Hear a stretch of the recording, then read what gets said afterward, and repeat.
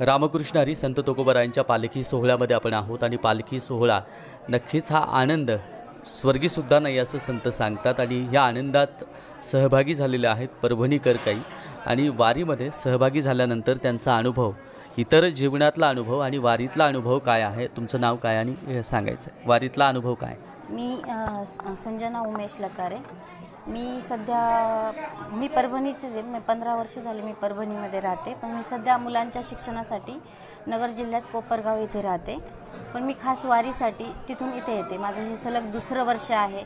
मी पहिल्या वर्षी आले तर कांचनताईमुळेच आले आणि तिने मला कसं पाठवलं की ती मला म्हणे तू जा. त्यावेळेस माझ्या ओळखीचं एकही नव्हतं आणि नंतर माझ्या ओळखी झाल्या आणि छान ग्रुप तयार झाला आणि आल्यानंतर असा अनुभव आला की वारी म्हणजे त्याग.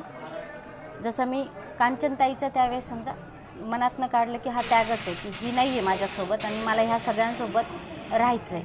इथून माझ्यात म्हणजे वारी हा त्याग आहे. मी माझ्या मुलांना सोडून इथे आली आहे आणि माझा मुलगाही कोपरगावला आहे. मुलगीही छोटी आहे 7वीला आहे.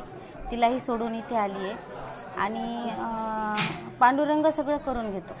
एकदा आपण वारीत चालायला लागलं की मुलांचंही होतं आणि आपलंही एक समाधान असतं की नाही वारीत गेलं पाहिजे आणि ह्या वर्षी पुढच्या वर्षीची ओढ ह्याच वर्षी लागते. ती एक महिना आधी नाही ती ह्या वर्षी उद्या संध्याकाळी आम्ही जर गेलो तर ती परवापासूनच कधी पुढचं वर्ष येईल ही ओढ मनामध्ये राहते. इथं आल्यावर हरिपाठ कीर्तन भजन हा जो पूर्ण दिवसाचा नियम आहे हा घेताना पाय दुखले काय झालं हे सगळं विसरून जातं माणूस. फुगडी खेळताना वाटतं की आपण पांडुरंगाच्या दारातच फुगडी खेळतोय.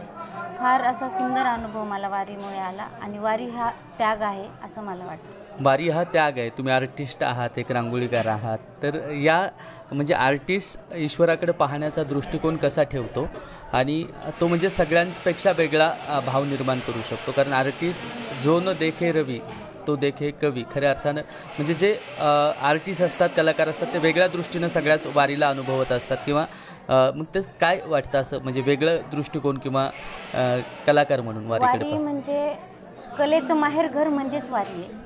आपण म्हणतो की कलाकार काय करतो प्रत्येक गोष्टीमध्ये शोधतो की इथे काय आहे तिथे काय आहे. आपण वारीत चालताना पहिल्या दिवसापासून शोधतो. रांगोळी काढतात बऱ्याच मुली येतात रांगोळीची सेवा देतात. आपणही रांगोळीची सेवा देण्याचा प्रयत्न करू इथून पुढे वारीमध्ये.